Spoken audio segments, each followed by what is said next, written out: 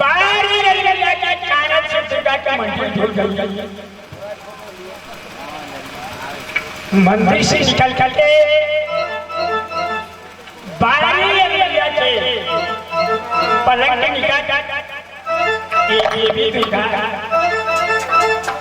पहुंचती है।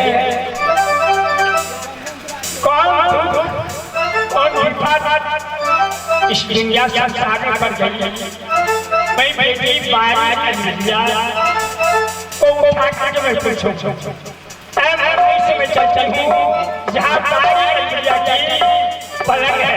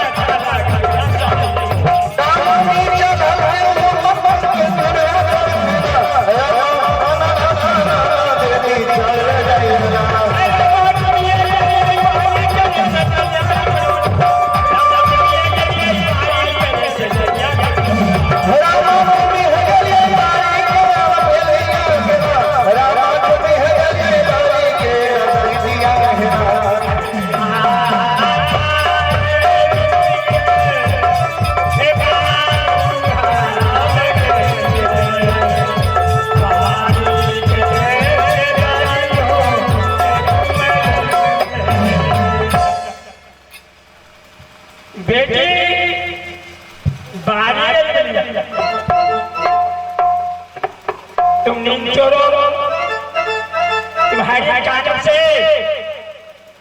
देवी दुर्गा की मंदिर ढूंढ गई। एक दुर्गा तुम्हारे से निकल आई है बेबी, उठा और बात को कान खोल के सुनो। हे माँ, इतनी मीठी माधुरी की आवाज बोल रही है माँ। तुमको ऐसा बोलती है माँ।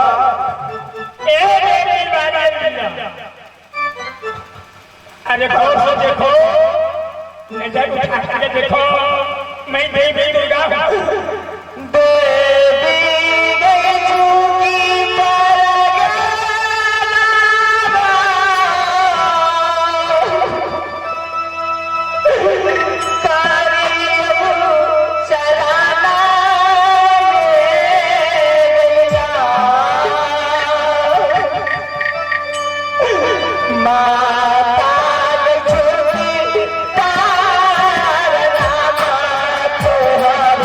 चरा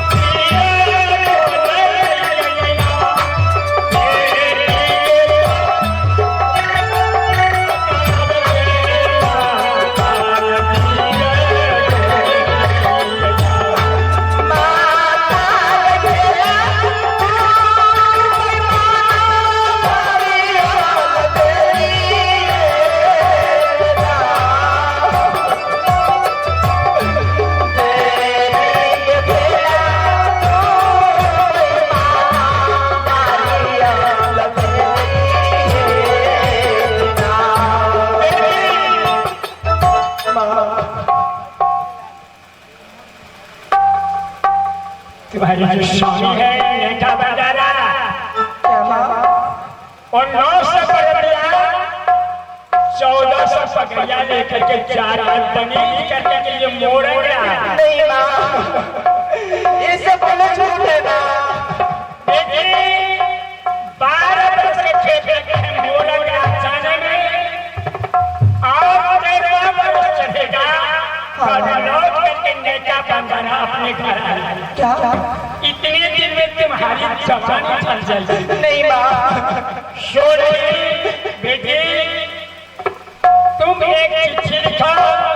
क्या स्वामी जी प्रणाम उस चिट्ठी पर लिख दो। स्वामी जी ऐसा नहीं करना चाहिए। जवान नारी को स्त्री को छोड़ करके आप जा रहे हैं बलि करने के लिए। 12 वर्ष की खेत लगता है और 13 वर्ष चलेगा तब लौट करके आएगा। स्वामी जी इतने दिन में मेरी जवानी ढल जाएगी। सो रही आप गौना करा लीजिए, उसके बाद आप जाइए बलि करने के लिए। बेटी चिट्ठी पर सारी बात लिख दो। स्वामी जी खाना खाना गायका दो, पानी पीना गायका सोने और कहना आज तो बहुत फूलों से है। उसके साथ अब बेटी चिट्ठी लिख करके आपको पास में हीरा मन सुगा है उसको लोल में धरा दो, यहाँ से उड़ा दो।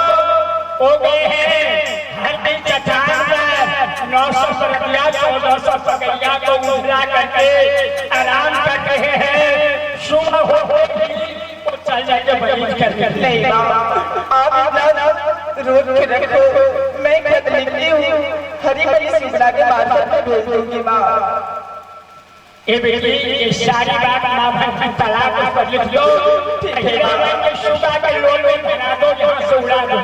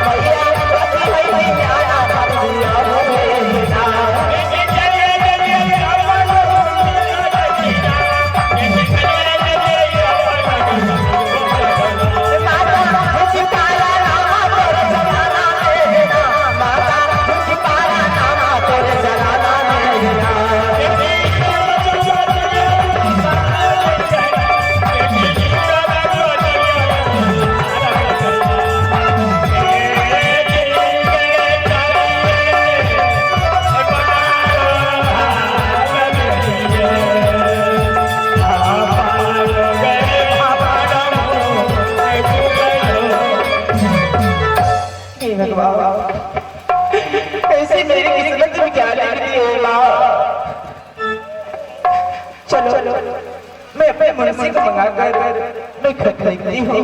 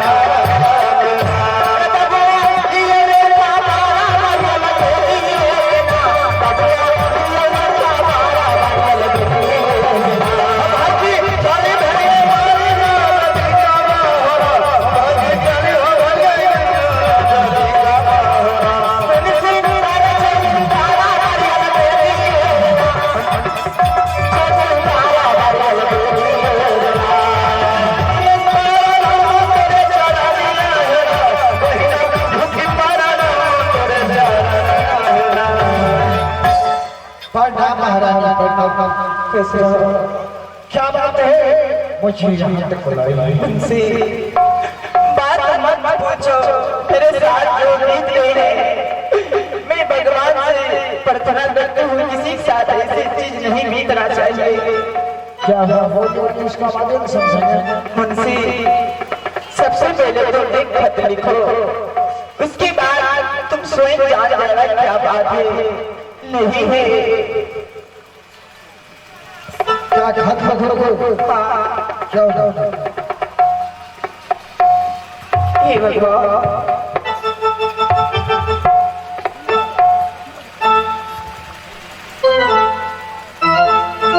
मुंशी, ऐसे नहीं करना चाहिए माता का।